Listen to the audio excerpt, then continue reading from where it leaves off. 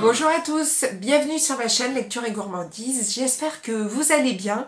Je vous retrouve aujourd'hui pour un point lecture, assez mitigé et je vais pas dire une grosse déception, même si ça reste quand même une déception parce que j'attendais énormément de ce livre et ça l'a vraiment moyennement fait, donc je ne vais pas faire durer le suspense plus longtemps, mais le livre que j'ai moyennement aimé.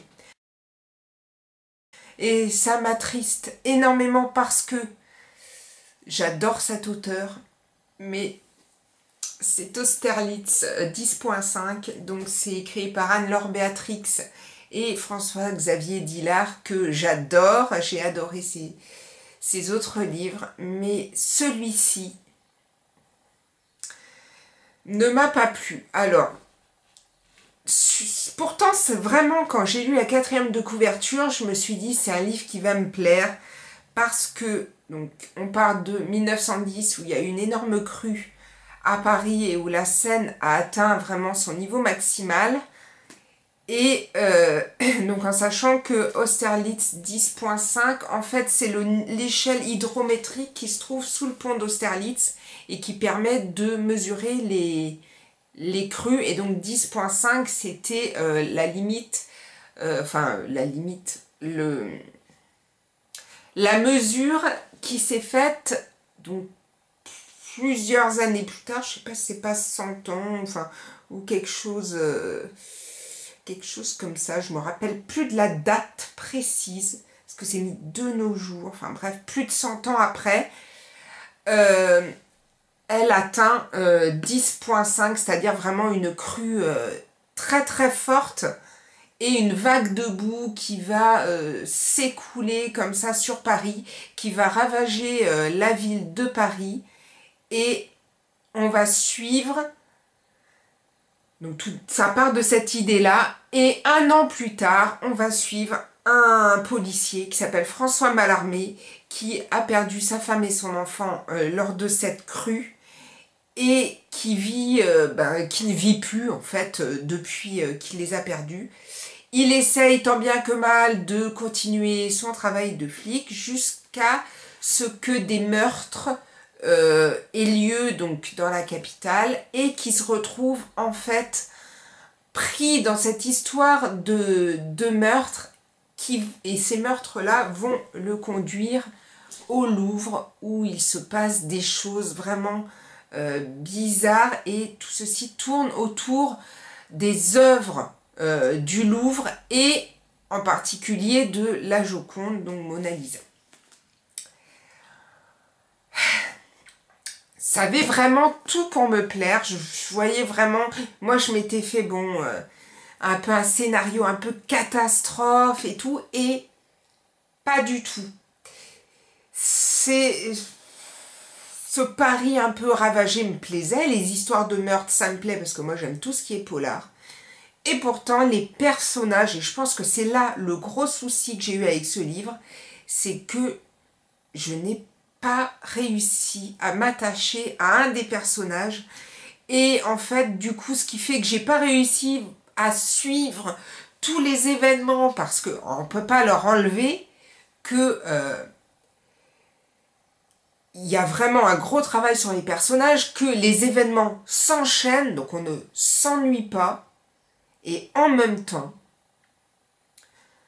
moi, j'ai refermé ce livre avec un sentiment assez mitigé, et ça m'a déçue. Alors, je sais qu'il y en a plusieurs, il y en a qui ont beaucoup aimé. Il y en a comme Johanna de la chaîne Book Around the Corner, avec l'accent pourri, qui elle, a été également déçue.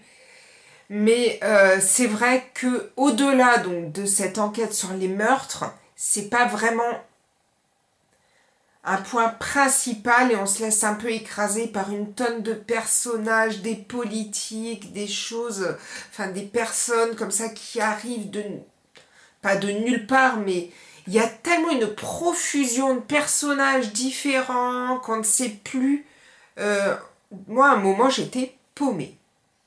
J'étais perdue. Il me fallait un moment où je me dise, alors attends, lui, c'est un tel, et lui, c'est machin. Enfin, je sais pas si c'est l'écriture, si c'est la façon dont c'est écrit. J'ai trouvé ça un petit peu brouillon. Et donc, du coup, ça m'a un peu bloqué dans ma lecture. Le côté aussi politique m'a un peu refroidi. Moi, c'est vrai que je voulais plus une enquête policière, quoi. Ceci dit, il y a quand même quelque chose que je trouve super sympa. Et là, c'est parce que j'ai travaillé sur Paris et que j'ai travaillé dans des musées. J'ai trouvé très chouette le fait que à chaque chapitre, en haut, on ait un tableau. Bon, je crois qu'ils sont tous, c'est tous des tableaux du Louvre. Et un tableau, donc, où on vous met, bon, moi j'étais sur Marat assassiné dans sa baignoire, là. Voilà, Marat assassiné, Jacques-Louis David, avec la date et donc le lieu où ils se trouvent. Je crois qu'ils se trouvent tous au musée du Louvre, hein, dans le livre. Et j'ai trouvé ça sympa parce que ça amène un petit côté culture, connaissance personnelle. J'ai trouvé ça super sympa en sachant qu'Anne-Laure Béatrix est directrice des relations extérieures au musée du Louvre. Ce qui explique peut-être cela. J'ai quand même été déçue par ce livre et j'espère retrouver François-Xavier Dillard avec vraiment, comme dans Fais-le pour maman, ce côté thriller un peu plus sombre. C'est vrai que du coup celui-ci était peut-être moins approprié à ce que moi j'aime lire. Maintenant, lisez-le parce qu'il y a des gens qui ont énormément aimé ce livre. Le deuxième livre que j'ai lu, là je vais être un peu plus, je vais monter crescendo, c'est le livre Une autre vie de S.G. Watson. C'est paru aux éditions Sonatine. J'ai toujours cru que S.G. Watson était une femme. Il s'avère qu'après, quand j'ai ouvert, j'ai vu que c'était un homme. Alors, il doit y avoir des livres comme ça, où on croit toujours que c'est un homme, une femme qui a écrit. Après, on est toujours étonné de se dire, ben non, tiens, je pensais que... je crois que c'est R.J. Palacio, c'est l'auteur de Wonder. Alors maintenant, je vais avoir un doute, mais il me semble que j'ai toujours cru que c'était un homme, et en fait, c'est une femme. Enfin bref, donc je reviens à ce livre-ci. Je sais qui l'a écrit avant d'aller dormir aussi, que je n'ai pas lu. Celui-ci, c'est son nouveau, qui est sorti l'année dernière. Je l'avais vu à la médiathèque, je me suis dit, tiens, je vais essayer de découvrir sa plume. J'ai adoré. Vraiment, on est pris dans ce livre. C'est l'histoire de Julia, qui mène une vie bien rangée à Londres avec son mari et son fils. Et un jour, elle apprend la mort de sa sœur Kate à Paris, qui a été tuée. Et elle ne va pas réussir à s'en remettre et elle va se lancer dans une enquête pour savoir comment est morte sa sœur, qui l'a assassinée, et elle va absolument vouloir découvrir la vérité et va se rendre compte que sa sœur allait sur des sites de rencontres pour des relations d'une soirée ou plus, mais c'est vrai que des relations sexuelles, pas vraiment dans le but de créer une famille pour la vie. Et elle va donc, Julia va aller sur Paris et elle va se lancer elle-même dans cette enquête et elle va essayer de voir comment fonctionnent ces sites de rencontres et tout. Je n'en dirai pas plus, mais ce livre m'a tenu en haleine du début jusqu'à la fin. Et la fin, mais je vous dis, mais vraiment que ça, quand on arrive dans le dernier tiers du livre, j'ai été totalement bluffée par ce livre. Je ne vais pas en faire 36 minutes de vidéo parce que c'est pas le but, mais si vous ne l'avez pas lu, foncez parce que franchement, moi j'ai été totalement emballée par ce livre. Et le dernier livre que j'ai lu, puisque j'avais lu L'innocence des bourreaux, j'ai fait la dernière vidéo, ça avait été un gros coup de cœur. Une fois que j'ai fini L'innocence des bourreaux, j'ai eu envie de découvrir